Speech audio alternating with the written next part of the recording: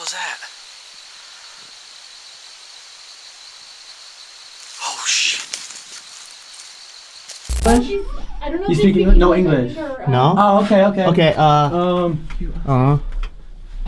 come with us. Hey Josh, do you see those, the couple that was back there? You wanna come Can with you tell us? them their daughter's up here and she's scared?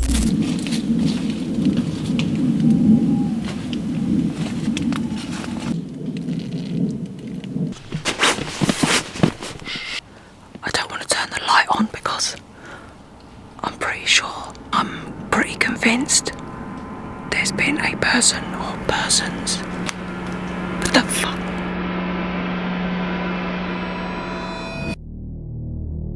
It was a typical May night in Oklahoma, or so it seemed.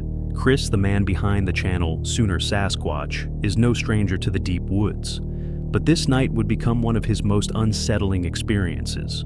Drawn by a foul stench and strange commotion echoing through the trees, Chris ventured into the forest, alone, without a flashlight, armed only with a night vision camera. What he captured would shake even the most seasoned explorers. I'm by myself in pitch dark. I have no light source. All I have is this night vision camera that I'm trying out, and I just came from back in there, which this light source is not picking up very well. Thought it was going to be a lot better than that. I got back in there and I had to turn around because I couldn't see. I don't even have a flashlight. Navigating by the dim green hues of his night vision, Chris moves deeper into the woods. The air becomes heavy with a pungent, rotting smell, one he compares to a decaying animal. Something was off. Something wasn't right. As I was walking out, there was some commotion over here. So I came over here and it smells like a freaking dead animal. He scans the tree line, trying to detect any movement, any eye shine. The forest around him is dead silent, until suddenly,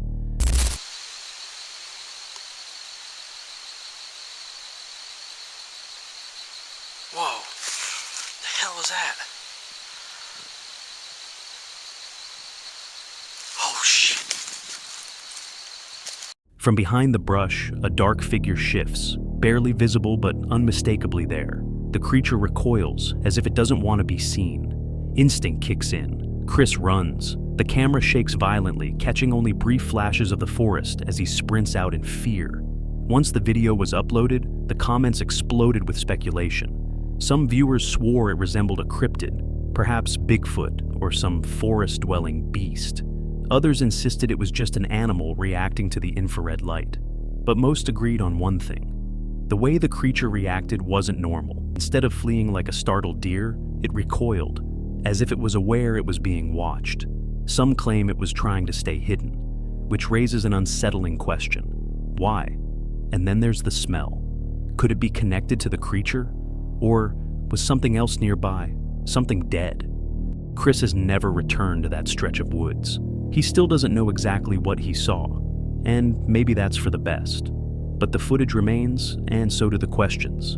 So, the next time you catch the scent of something rotting in the middle of the forest, take a moment to ask yourself, is it really just a dead animal? I don't know You if speak they English? No English. No? Oh, okay, okay. Okay, come with us.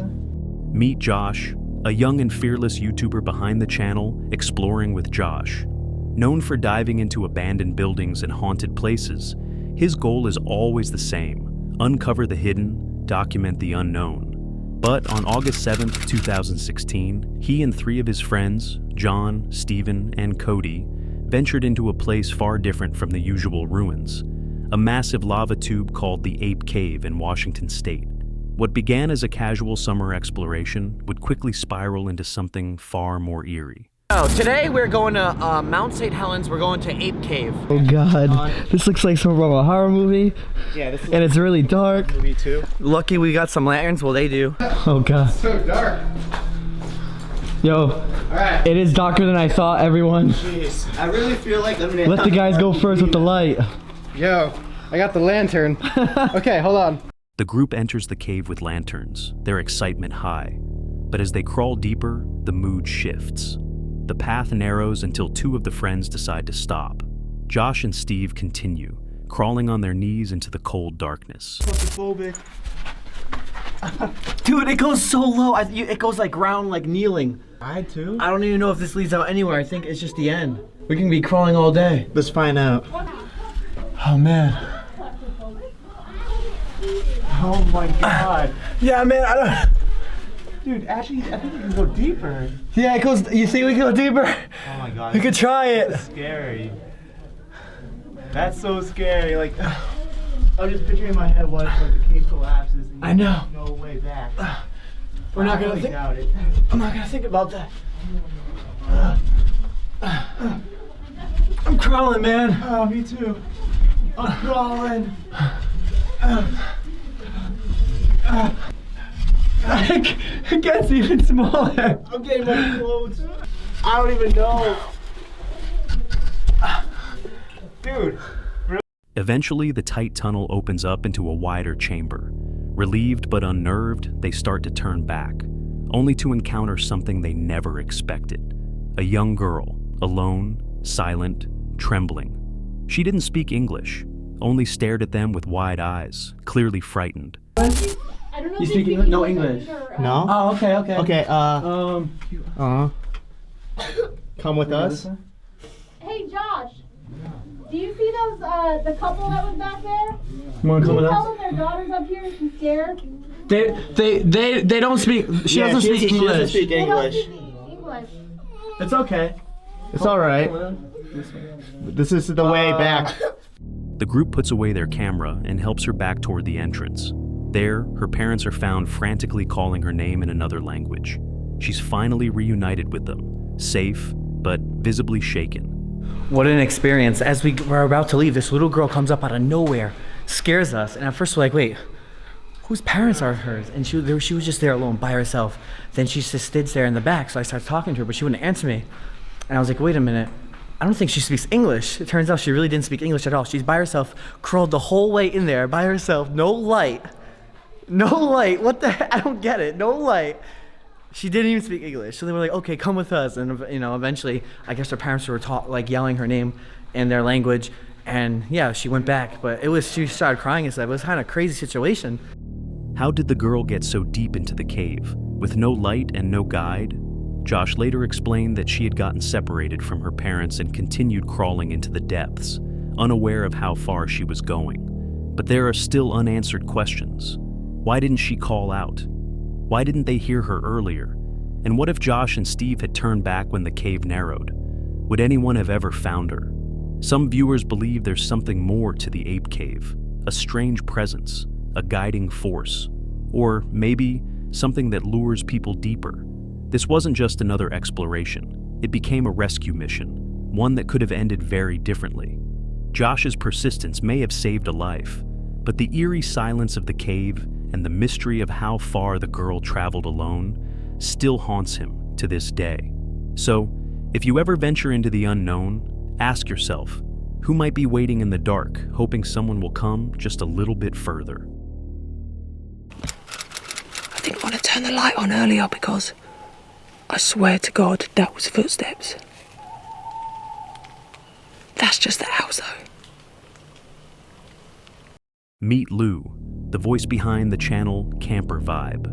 Known for sharing van life adventures alongside her wife Emily, Lou has spent years exploring Europe's forests and hidden trails. But on January 4th, 2023, Lou ventured into the woods near Pluckley Village, alone. Her goal? A peaceful night of hammock camping. But what she got was one of the most chilling nights of her life.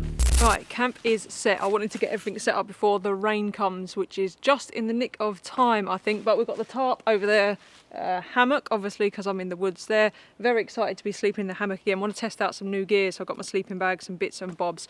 If the rain does get bad, I'll probably move the hammock underneath the tarp, even though the hammock copes just fine in the rain. I've used it before in the rain, but it would be nice to have a bigger shelter. But we'll see how we go. I just wanted to get it set and get everything packed away, cameras and stuff, out of the rain, which is coming.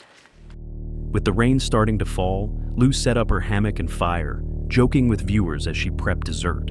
But the cheerful tone quickly shifted. Distant sounds echoed through the woods. Strange screams, train rumbles, even what sounded like gunshots. Pudding is not that glamorous either. Can you see that? I don't know if you can see. A Cadbury's pot of joy. Yogurt, basically. Chocolate yogurt.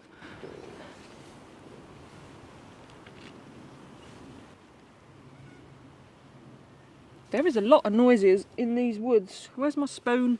It's getting cold. Oh, whoa. Get that fire going, I think. Now the rain, I think the rain stopped. Or it stopped enough for a fire anyway. Sounds like kids screaming. That's just a train. Is it a bird or is it kids screaming? There's a lot of noises in these woods. Sounds like kids screaming. As night fell, the atmosphere darkened. Lou described hearing footsteps, deliberate, human-sounding, circling her camp.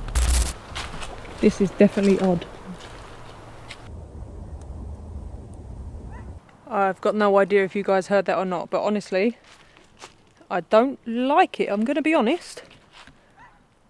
It's not deer. Like, I know what deer sound like. I've spent so much time with deer. She tried to ignore it, calming herself by the fire, but hours later, as she lay in her hammock, the footsteps returned, closer this time.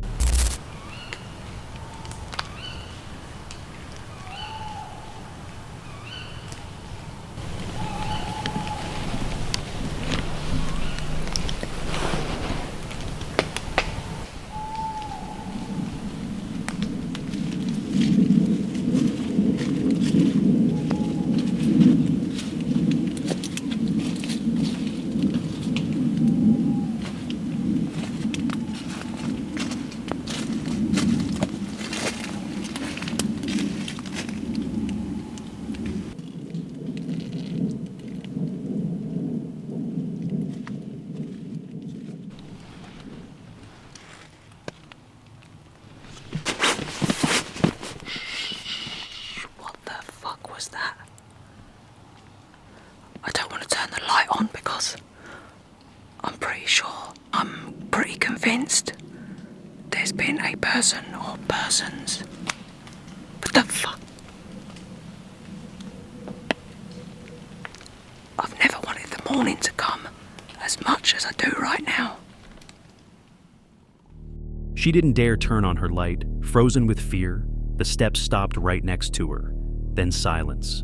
Then again, crunching leaves, someone circling.